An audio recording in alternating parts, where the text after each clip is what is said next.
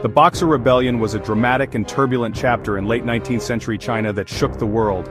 It was a time of fierce resistance, as the secretive and enigmatic Boxers rose up against foreign influence, imperialist powers, and even their own government. This rebellion was fueled by a deep sense of nationalism, spiritual fervor, and a desire to restore China's sovereignty amidst growing exploitation by Western and Japanese forces. In this video, we'll dive into the origins of the rebellion, the key players, and the brutal conflicts that followed, culminating in a multinational intervention that reshaped China's destiny. Join us as we uncover the causes, consequences, and legacy of this pivotal moment in history. In the early 20th century, Peking was considered the world's filthiest city by foreigners, who believed it was a place of venerable and measureless bewilderment. The city was home to nearly 1 million foreign residents, including diplomats, customs officials, academics, and missionaries. Despite the foul smells and filth, foreigners found Peking to be a place of wonder and awe.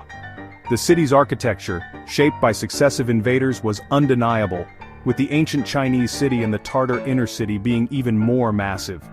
The Chinese Qing Dynasty, which had conquered Asia by Mongol horsemen, established their capital on the Yangtze, calling it Nanking. However, after 70 years of harassment from Manchuria, the Chinese generals lost faith in the ruling house and invited their northeastern neighbors to take the dragon throne. The last Ming emperor hanged himself in shame and despair from a tree in his former pleasure gardens. The Manchus moved into the inner city, which included the imperial city, a complex of palaces, temples, public offices, and pleasure gardens. The Forbidden City, or the Great Within, was a private world with painted gateways, vermilion pillars, and ethereal bridges. The emperor was allowed to remain within the Forbidden City after nightfall, with concubines chosen from the Manchu clans or Mongol allies. Intermarriage between the Manchu and Chinese was prohibited to preserve the ruling elite's purity. An army of eunuchs or semi-men tended the city, with some even marrying and having children before taking this radical step. The secret life of the Forbidden City was custom-made to feed the imagination and was known as marsupial. The legation quarter was a closed and mysterious area within the Tartar city. The British legation compound in Peking, China, was a symbol of hospitality and permanence. The compound, which included a minister's house, was a beautiful Chinese building with an imposing entrance. The British had been there for nearly 40 years. The Western right to maintain a permanent diplomatic presence in Peking had been wrested from China after a bitter conflict in 1860. China's relations with the West in the 19th century were characterized by mutually inglorious events, including Britain's defeat in the Opium War and the ceding of Hong Kong Island. As the century drew to a close, the powers vied for concessions, gaining control over satellite countries beyond China's borders. China's defeat by Japan exposed her weakness and led to the Battle of Concessions. In 1899, many believed that China's partition was imminent, with Britain and other European powers arguing that China's enormous mineral resources and population were more important to Britain commercially than India. Britain was well positioned to expand its influence, with 672 foreign companies in China in 1900. However, the British government was reluctant to take on further imperial commitments, and the American Secretary of State John Hay issued an open-door note in September 1899 seeking equal trading rights for all within a sovereign China. This move was prompted by economic self-interest and political desire not to see China carved up like Africa had recently been by Europeans. China had two choices: modernization similar to Japan, or firm action to rid it of foreign powers and allow it to resume its isolationist path. Emperor Guangxu, who was interested in foreign ideas, summoned Kang Yu-wei, a young man from Canton, to discuss the danger China faced and the need for radical change. Su initiated a program of political and social reform aimed at revolutionizing China's administrative, financial, educational, military, and industrial systems. He issued 40 decrees between June and September 1898, dismissing reactionary officials and threatening to sweep sinecures away. However, a strong conservative faction opposed the reformers, fearing it was heresy to overthrow China's traditional laws and customs. The sheer speed of the changes alarmed many moderate people. Cixi, the aging Empress Dowager, was a natural conservative with a taste for power and a talent for retaining it. She was instrumental in the selection of her nephew, Quang Su, as his successor. Cixi's reputation for political ambition became inextricably intertwined with a reputation for sexual depravity and cruelty. Quang Su suspected she intended to move against Shu and made frantic plans to have Cixi imprisoned. However, his chosen agent, the unscrupulous General Yuan Shikai, betrayed the plot, and Su was imprisoned on the ocean terrace. Cixi reclaimed power, leading to arrests, executions, and dismissals. The foreign community feared Cixi had dispensed with Quang Su, leading to anti-foreign riots. In December 1898, Cixi invited diplomatic ladies to visit her, but they were criticized for their appearances.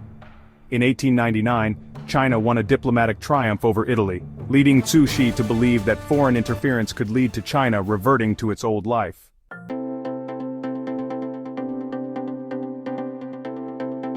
The Boxers, an obscure peasant movement in northern China, were virulently anti-Christian, anti-missionary, and anti-foreign. They believed they could make themselves invulnerable and summon thousands of spirit soldiers to their aid.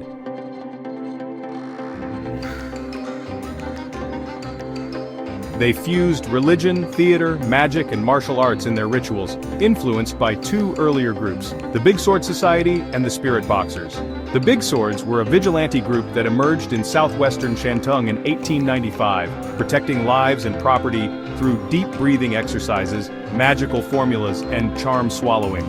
The Spirit Boxers were ordinary people of the countryside, impoverished, with little or nothing to lose. Their rituals were simple and deeply rooted in popular culture, with their most striking feature being mass spirit possession.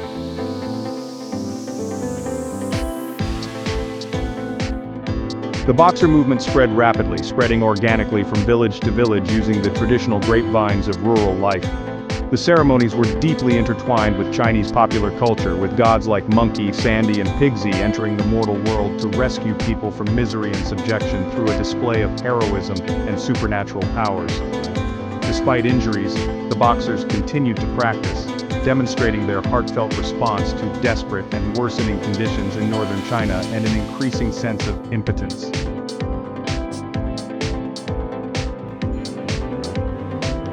Shantung, the birthplace of Confucius, was a prime target for the Boxers due to the increasing floods of foreign goods and new technology.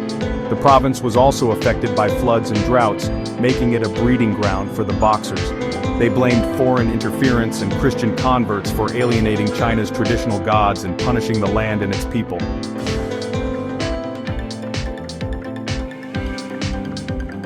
The political situation in Shantung was also a catalyst for the Boxers, who demanded concessions from the German government, including the construction of churches and cathedrals. This led to the systematic persecution of Christians, who were sent yellow cards to Christian households to force them to recant and pay protection money. Anti-Christian violence was not new, as the peace settlement of 1860 allowed foreign missionaries to rove deep into the Chinese interior in pursuit of converts. In the late 1890s, the situation became more dire, with Christian converts becoming more numerous and demanding. The Empress Dowager Cixi believed that these Chinese Christians were the worst people in China. The Boxers' actions reinforced Chinese fears that the missionaries were in political cahoots with their governments, using them as a pretext for intervention.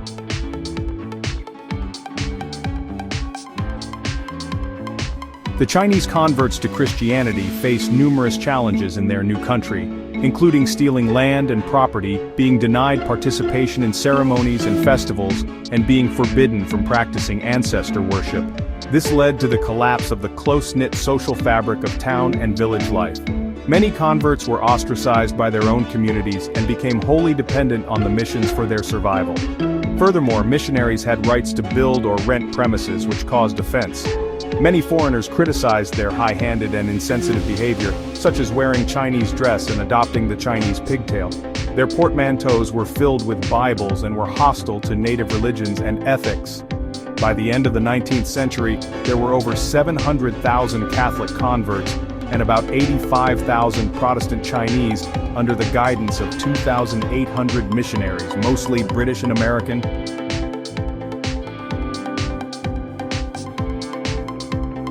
Boxer propaganda, often a rehash of old stories, flourished, whipping up popular hysteria and demonizing both the foreigners and their Christian converts.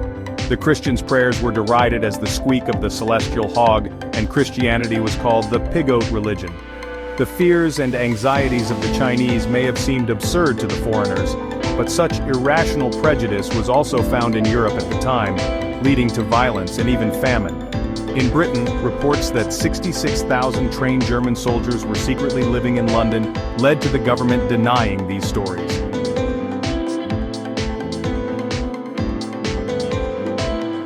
The Boxers in Shanxi were a group of Chinese missionaries who believed that foreign influence was causing economic hardship and disturbing the graves of their ancestors. They attacked all manifestations of foreign influence, particularly the railways built by the foreigners, which they believed were desecrating the land and disturbing the spirits of the Chinese earth. The Boxers also believed that railway engineers practiced gruesome rites, and as the movement gained strength, their slogan became "Support the Qing, the Manchus, destroy the foreigner."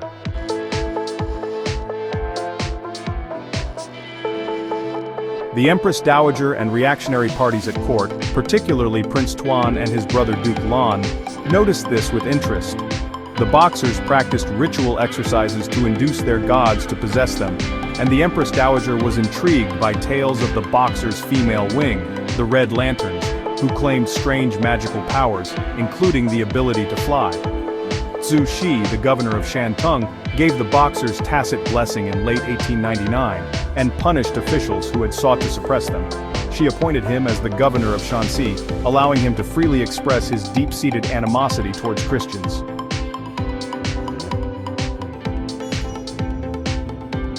On the last day of 1899, the Boxers claimed their first missionary victim, an Englishman, the Reverend Sidney Brooks, who was attacked by a band of armed ruffians and led away towards Pinyin. He attempted to ransom himself, but was ultimately killed by 3 horsemen.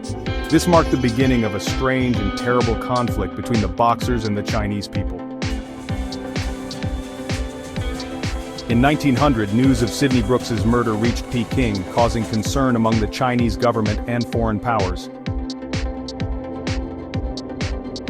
American Minister Edwin Conger and his wife Sarah had written to warn of a hardening in China's attitude towards foreigners.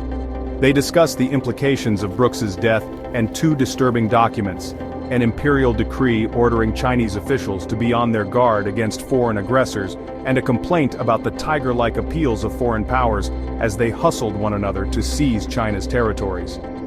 In the British legation, Sir Claude MacDonald lodged a formal complaint with the Cixi Yamen, the general management office set up to handle contact with foreign powers after the War of 1860. The Cixi Yamen issued a contrite decree promising Sidney Brooks's murderers would be captured and punished.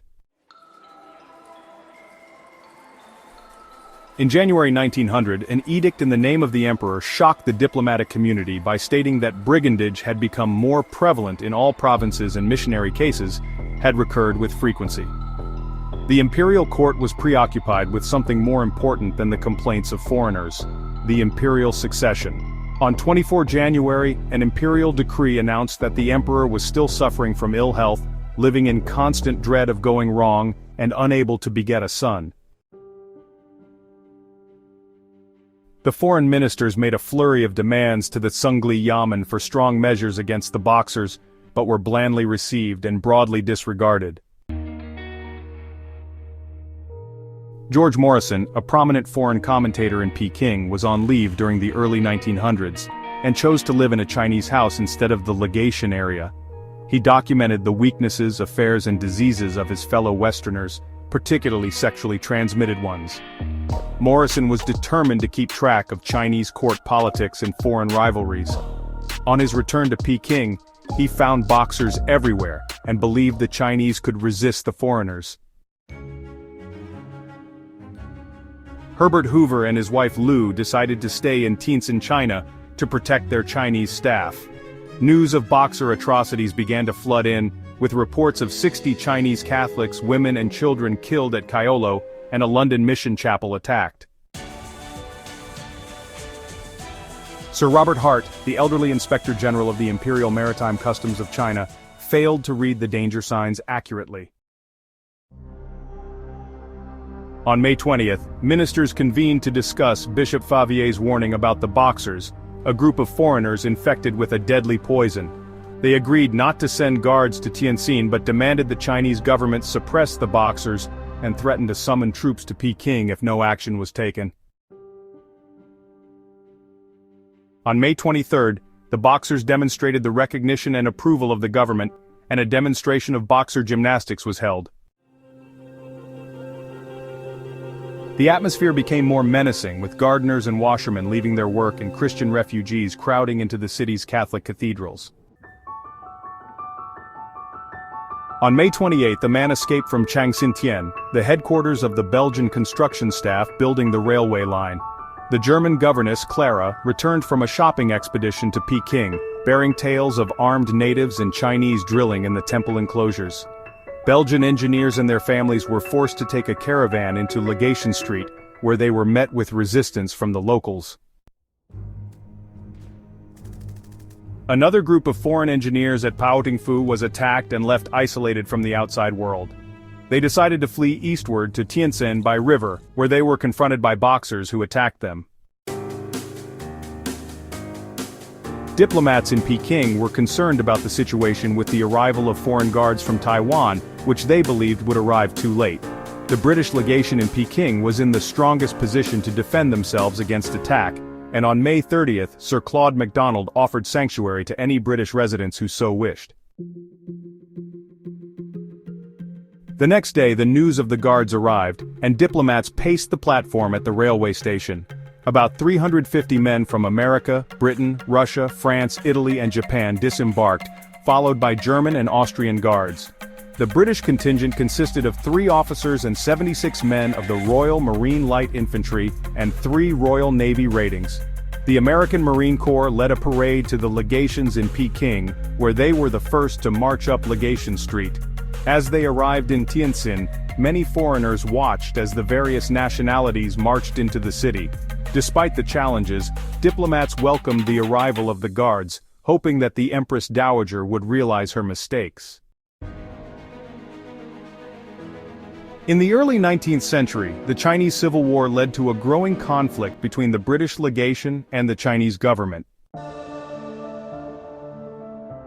Tensions escalated as the Chinese authorities became increasingly insolent, and the British legation in Peking faced a coup d'état. The United States legation in Peking was facing a crisis in Tungchao, with foreign troops entering the city. Diplomats turned to defending the legations, while missionaries helped fortify the Methodist mission. The foreign community was puzzled by the non-appearance of the relief force, and on June 12, the ministers decided to send another message to the Zhongli Yamen.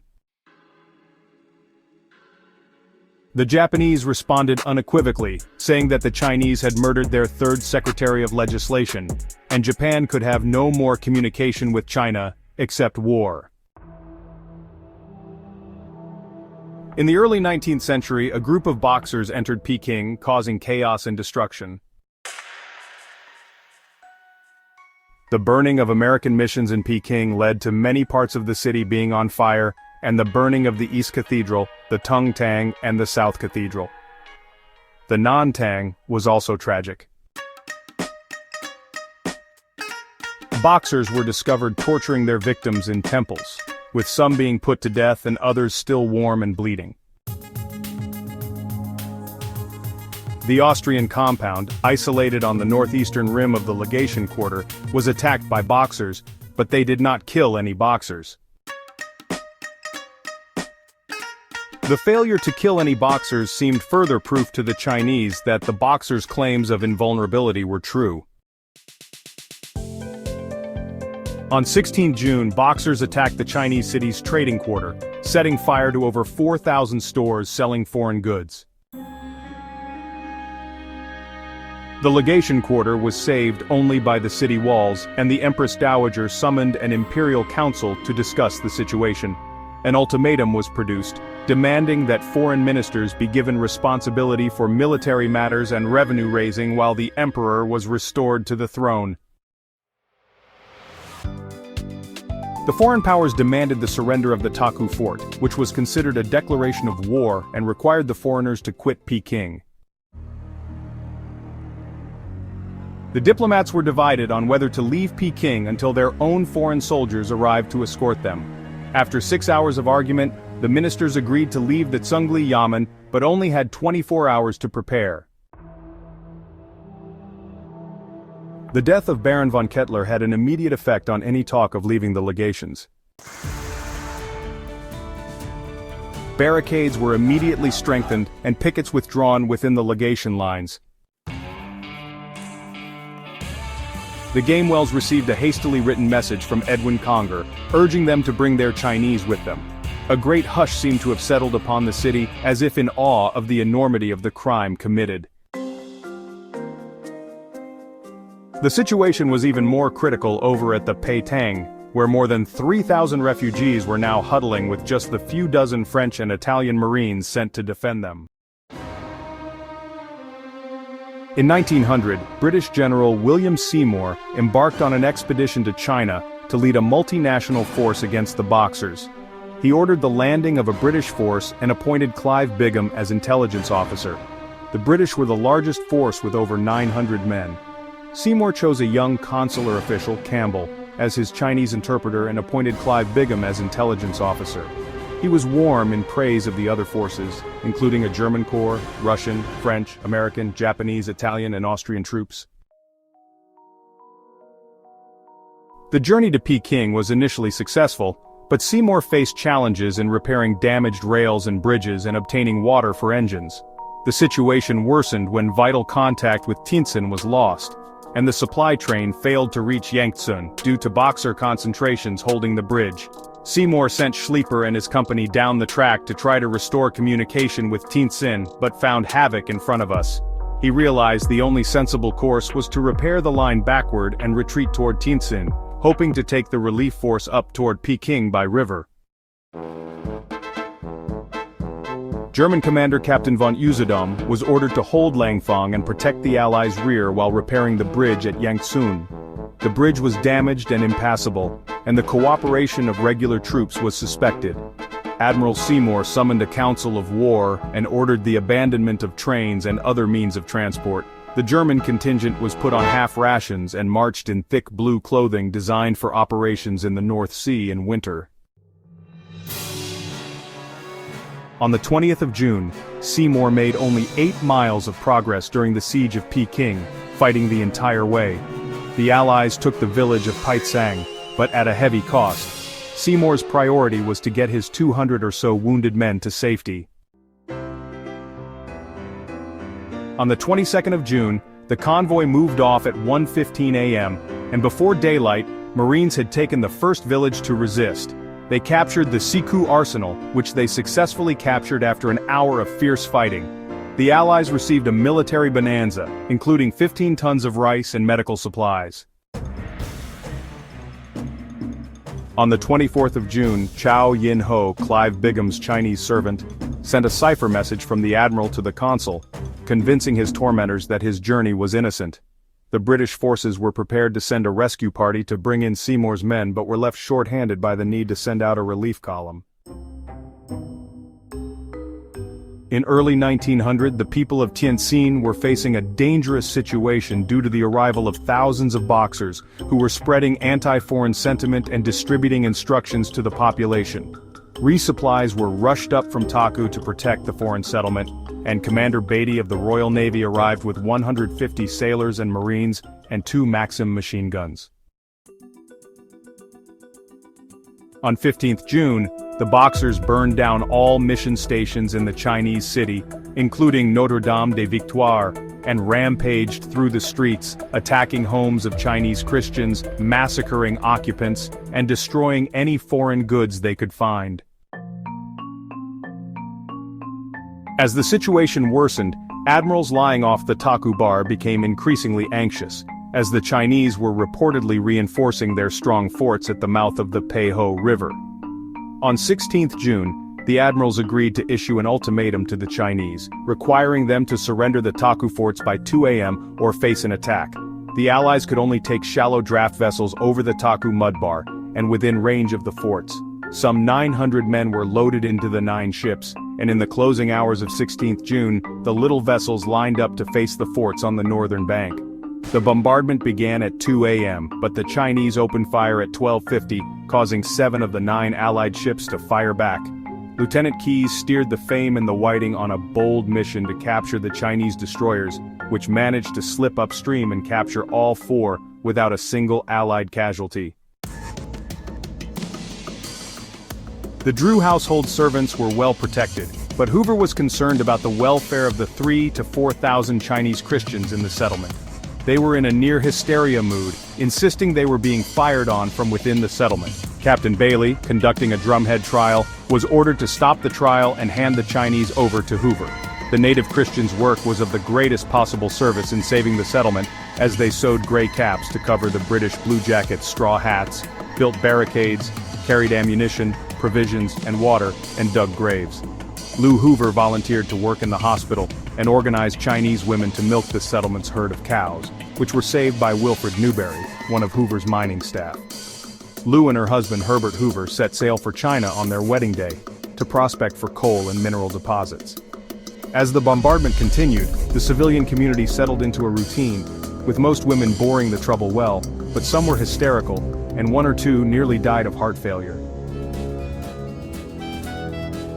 As contact with Taku lost on 17th June, casualties high, and the settlement surrounded a Russian plan to evacuate Tientsin during the night fell flat. James Watts, who had been pinned down near the outskirts of the city, was able to get through to Taku safely. An international relief column of around 2,000 men set out, including soldiers of the 1st Chinese Regiment from Weihaiwei, which removed Hoover's black fear of massacre and facilitated the rescue of Seymour's column 3 days later.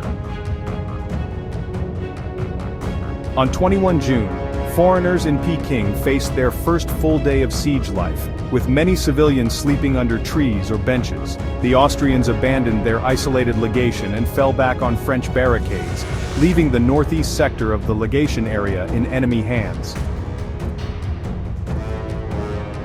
American missionaries proposed several committees to take charge of key aspects of siege life, including the Health and Sanitation Committee, the Water Committee, the Fuel Committee, and the Labor Committee. The Fortifications Committee, led by Sir Claude, was crucial in defending the British legation during the siege of Peking. Frank Gamewell, a star engineering student at Cornell University, played a crucial role in organizing the excavation of bomb-proof shelters and the construction of barricades. The committees worked well from the start, with only minor sparring. On 22 June, the Italian, Austrian, French, German, Japanese, Russian, and American detachments suddenly abandoned their positions and stampeded into the British legation. The British legation faced numerous challenges, and Sir Claude MacDonald, the most senior minister with forces in Peking, took over. He dispatched Italian guards to help the Japanese in the Fu, which was crucial to the defense of the French, German, and Japanese legations. Civilians tried to adjust to the strangeness of the situation, with Mary Gamewell, Polly Condit Smith, and the Squires family living in rooms left unoccupied. George Morrison, a Norwegian missionary, visited Polly and Harriet in the Fu, worried about the Chinese living in the Fu, and helped strengthen barricades. Gamewell's fortification efforts in the legations were aided by Chinese converts who provided valuable labor. The legations were surrounded by flammable Chinese buildings, making it easy for enemy forces to ignite anything they could reach. Fires spread quickly, and the Hanlin Academy, a unique place of learning with an ancient library, caught fire again. Scholars were devastated by the destruction, with some books and manuscripts salvaged, and others found their way into private hands. The Chinese evening sky was filled with fire and debris, reminding the besieged quarter of Pennsylvania's oil districts. Firefighters struggled to quench their thirst, and the isolated buildings still burning reminded them of the flames in Pennsylvania's oil districts. Many women took steps to ensure they would never fall into the hands of the Chinese. Gamewell bravely defended the women and children of the legations on the first Sunday under siege. The Chinese positioned a 3-inch Krupp gun at the Tiananmen Gate, causing shells to crash into the legations. The Japanese maintained their composure, dispatching them swiftly from behind their strategically placed barricades. Colonel Shiba sent an urgent request for reinforcements and the Chinese converts were temporarily evacuated. A detachment of Germans and Americans made a dash along the Tartar wall behind their legations, scattering the enemy before them almost as far as the Qinmen. They built a breastwork across the width of the wall and a similar fortification on their stretch of it, becoming a critical part of the defense. The situation took on a fairy tale quality as the sun began to sink down towards the west, flooding the imperial city with golden light and softening the black outline of the Tartar wall. The firing stopped immediately, and the sudden, unexpected silence seemed eerie. Foreign troops watched suspiciously as the Chinese left their barricades and sauntered away. A large white placard bearing a message in Chinese characters appeared on the North Bridge, where Hubert E. James had been taken. The foreigners deciphered the message, which was an imperial edict, and announced that firing would stop at once, and a dispatch would be delivered at the Imperial Canal Bridge. The foreigners discussed the ceasefire, with some believing it was a hoax, and others believing that Seymour's arrival was imminent. However, the Chinese soldiers were busy strengthening their positions, and there was no sign of the promised dispatch from the imperial court. At midnight, firing resumed fiercely, and many of the besieged debated how long they could hold out. The consensus was that it would take another 8 or 10 days for the relief force to arrive. However, there was also a new realism and determination to fight back, as many would have agreed with the little boy who wrote in a letter he had no hope of sending. "We are trying and trying in every way to save our lives." The Chinese Revolution led to besieged legations in Peking where foreigners were unsure of their fate. An imperial edict announced the outbreak of war, rewarding loyalty with silver and grain. On the 23rd of June, a more sinister decree stated that the work undertaken by Tung Fuxiang should be completed as soon as possible to spare troops and send them to Tientsin for defense. The besieged were acclimatizing to a life that would have seemed unthinkable just days earlier. Doctors struggled to keep pace with the number of operations, complaining about the lack of X-ray equipment that would have saved many lives. Wound dressings were in short supply, so powdered peat and fine sawdust were used instead. Dysentery was becoming a major problem, and a committee was set up to try to improve sanitary arrangements. The Tartar Wall was a significant concern during World War I, as Chinese soldiers were spotted creeping up the ramp onto its broad top. Captain Poole raged against the confounded Germans, leaving the American barricade dangerously exposed to the rear. A mixed force of Russians, British, and Americans was dispatched to storm up the wall and reoccupy the American position. The pressure on the American barricade was severe, and Captain Jack Myers was ordered to lead a sortie to capture a crucial position on the wall held by the enemy. The American legation in Peking was under siege by the Japanese, with Colonel Shiba struggling to defend the Fu defense. By late June, nearly a third of the buildings had been abandoned, and the Japanese had been forced back to a second line of defense. The heat and humidity made it difficult for the defenders to survive, leading to black flies and the stench of dead bodies. The ministers appeared to have no active role in the defenses, with Sir Claude MacDonald facing numerous challenges during the siege of Tientsin. Monsieur Pichon struggled to persuade Commandant Darcy to deploy French troops and defend his wine cellars from French civilians. Various attempts to lower Chinese converts over the Tartar Wall or smuggle them out through the canal sluice gate failed. Russian financial agent Pokolotov offered $10,000 to any courier who could reach Seymour's forces and bring back word of his whereabouts, but no one accepted. Cash casualties increased, with young Wagner, David Oliphant, Dr. Gilbert Reed, and Austrian Captain von Thoman all killed during the siege. In July, the French legation faced heavy shelling and attacks from the Chinese, with Austrian charge d'affaires Herr von Rostorn and his wife helping in defense. The Chinese guns were pounding away at the defenses, slowly reducing them to rubble. The Chinese city in Tientsin was still in the grip of the Boxers, terrorizing Chinese Christians and anyone unlucky enough to have connections with foreigners. Many were trying to flee, and the river became choked with mutilated bodies, many with missing limbs. The bombardment of foreign settlements continued, with constant sniping and Chinese shelling. The besieged foreigners heard rumors of a rift between imperial troops under General Nie and the Boxers, and General Nie was killed on the 9th of July. The besieged had no way of knowing what was happening, and attacks became the banality of the routine. Vice Admiral Seymour was no longer in supreme command, and tension among allies in Tientsin led to unfortunate incidents. By the beginning of July, the total Allied force around Tientsin was over 10,000, with as many more at the Taku Bar. However, the additional forces and the capture of 2 Chinese arsenals outside Tientsin made the foreign settlement in a stronger position to defend itself and attack the Chinese city.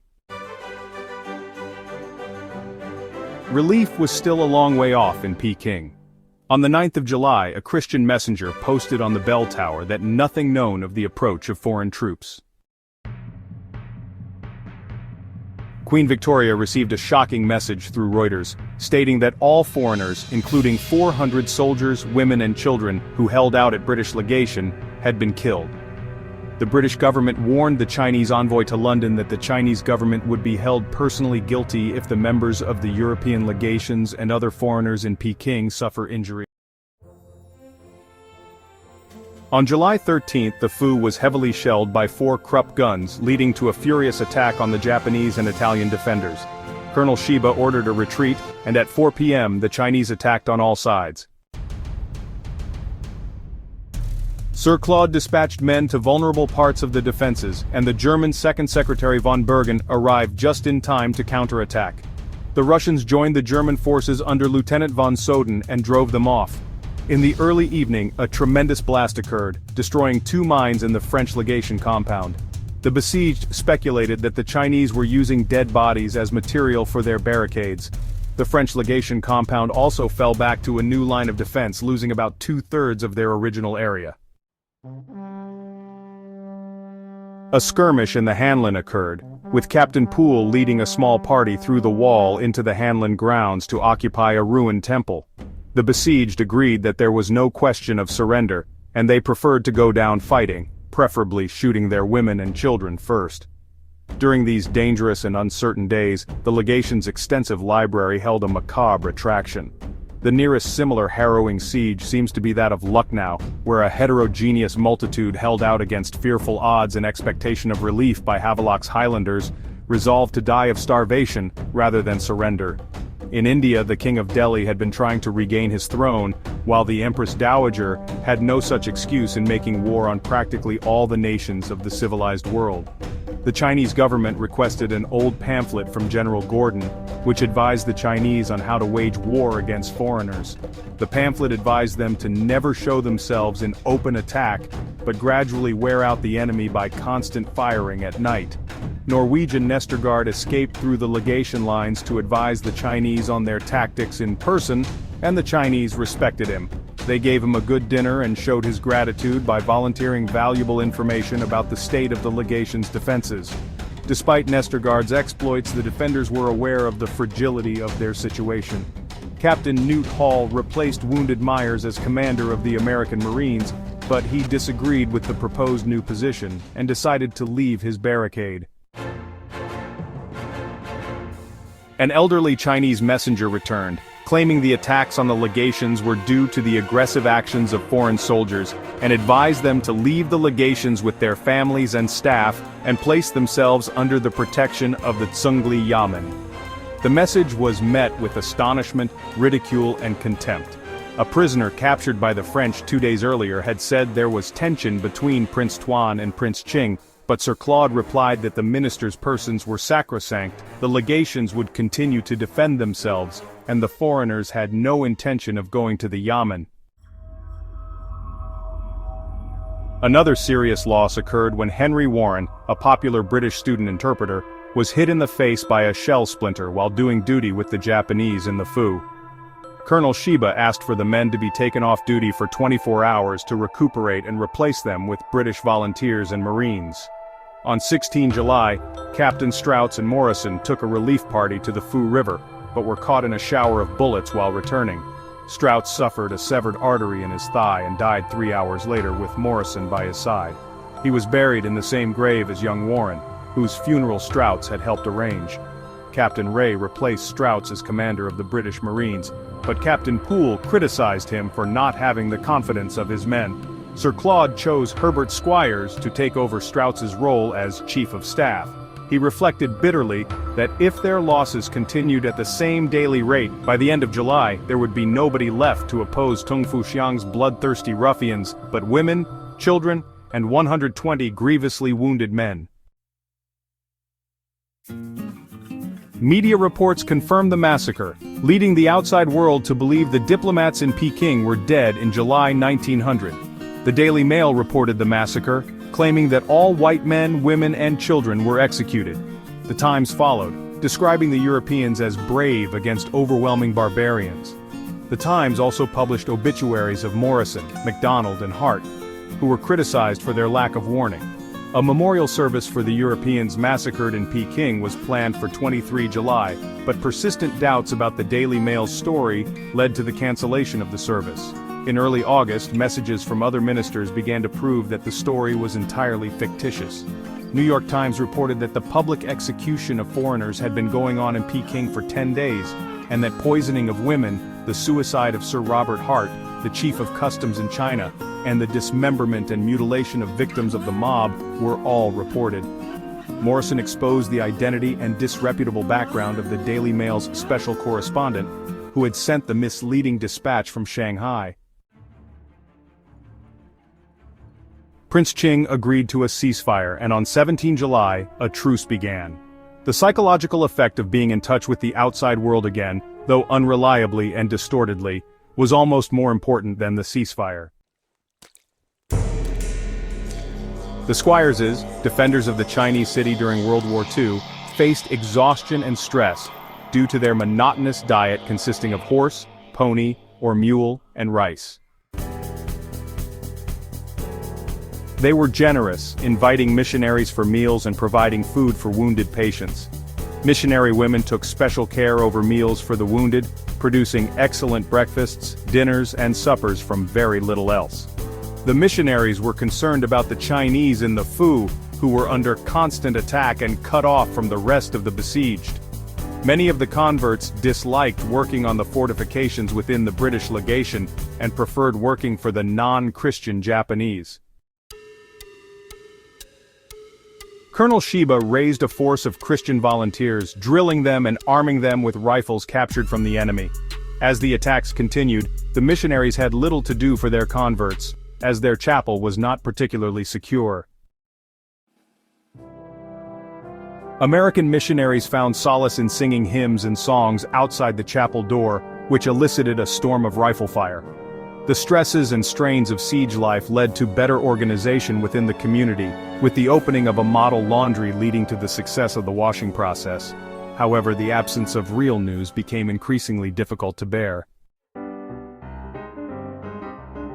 As the Allies planned to capture the walled Chinese city of Tientsin, reinforcements arrived from the coast to relieve pressure on the foreign settlements. The Japanese attacked the city, resulting in heavy losses and poor communication between the various contingents. The Chinese city was a major battleground during World War II, with the Russians entering through the East Gate and the Union Jack flying alongside the rising sun over the South Gate. On the 17th of July, the Peking legations experienced a sudden truce as Chinese soldiers attempted to climb onto their barricades. The fall of Tientsin confirmed the moderate faction at court's view that the Chinese government was embracing a path of self-destruction. The majority of viceroys and governors in the southern and eastern provinces ignored the edict of the 21st of June, declaring war, and wrote a memorial to the court urging the protection and compensation of foreigners. On the 18th of July, Colonel Shiba confirmed that Tientsin was in Allied hands and that a combined relief force of 11,000 Japanese, Russians, British, Americans, and French would march to the relief of Peking on the 20th of July. However, The friendly soldiers were the men of Prince Qing and Young Lu, while Tung Fuxiang's troops to the north and west were still decidedly treacherous and unfriendly. On the 1st of August, a letter from Cixi revealed that the Japanese army's departure was delayed due to transport difficulties, but predicted an advance in 2 or 3 days. This exposed the lies of the spy employed by the Japanese, who continued to retain his services on the understanding that he would tell the truth in the future. The British Admiralty was tasked with mounting an international relief force in northern China, but the logistics of this task were daunting. Field Marshal Count von Waldersee was chosen by default, and the British, Americans and French eventually capitulated. Tientsin was filled with foreign troops waiting for something to do, with Russian officers toasting one another and British officers spreading about. The arrival of British Commander-in-Chief, General Gassale, led to a sense of urgency, meeting resistance from the Russians and French. After the end of the truce, relief forces faced a difficult situation in Peking, facing the daily struggles of Chinese converts and the constant threat from imperial troops. Supplies were nearly out, and casualties were mounting. The besieged were forced to eat horse and rice which had run out, and the diet was monotonous. The Sungli Yamen sent messages of truces and peace negotiations, but the legations were still under constant attack. On 10 August, news of a strong Allies force advancing and Japanese General Fukushima predicting a date of arrival at Peking reached the legations. The besieged were optimistic about the prospect of becoming clean and ordinary mortals again, but faced increasingly vicious attacks from new and aggressive imperial troops. The Allied relief force marched out from Tientsin on 4 August, leaving their comrades to a more peaceful existence. The Allied commanders followed the same route as the 1860 expedition, following the winding banks of the Peiho River. The first battle took place on 5 August at Paizan, where some 20,000 Chinese were rumored to be waiting. The next day, the Allies attacked heavily entrenched positions at Yangtze, where the British and Americans led the assault. The route to Peking was crooked, with the Chinese lure aiming to prevent the passage of evil spirits. The intense heat caused men to feel suffocating and collapse. The British Indian troops faced unbearable heat, with the road littered with fallen-out soldiers and flies. The country was dense with crops, making life sickening. The Chinese army successfully marched 25 miles and won 2 victories in as many days. At a council of war on the 7th of August, the 4 major players, Americans, British, Japanese and Russians, pushed on, with the Japanese leading and the British bringing up the rear. The Chinese fled in panic, and some innocent people were shot down. The Allies captured many prisoners, including regular imperial troops and boxers wearing red sashes and ribbons.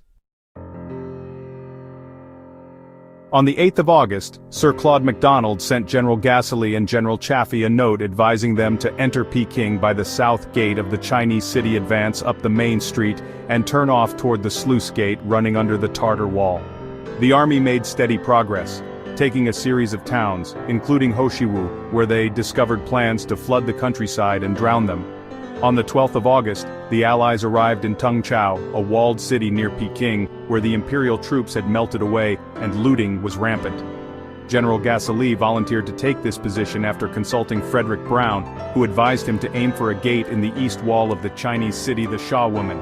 However, rumors circulated that the Russians had breached the agreement and were rushing towards Peking. Russian scouts reported that the Tungpianmen Gate was lightly defended, and General Lineovich sent an advance guard under General Vasilievsky to secure the approaches. The besieged legation quarter in Beijing was under constant assault, with the Chinese launching a final attack. The Chinese troops were unable to exchange barbed messages with the Italians, and the situation worsened as night approached. Captain Poole described the night as one of the 3 terrible nights of their experience. A thunderstorm broke over the city, intensifying the sense of peril. Another messenger from the Sungli Yamen arrived with a note expressing hope that neither Chinese nor foreigners would ever hear the sound of a rifle again. Sir Claude read this sanguine aspiration to the accompaniment of a violent fusillade from the Chinese troops. Imperial troops armed with modern Mannlicher carbines were pouring into the Mongol market, and a 2-inch quick-firing Krupp gun was mounted high up on the imperial city wall. However, Mausers, Mannlichers, Jingles, and muskets blasted away. The commanders of every post were on full alert, and the noise was so deafening that Nigel Oliphant wrote in his diary. The distant boom of heavy guns from the east brought relief to both sides, and people began to rejoice deep down in their hearts.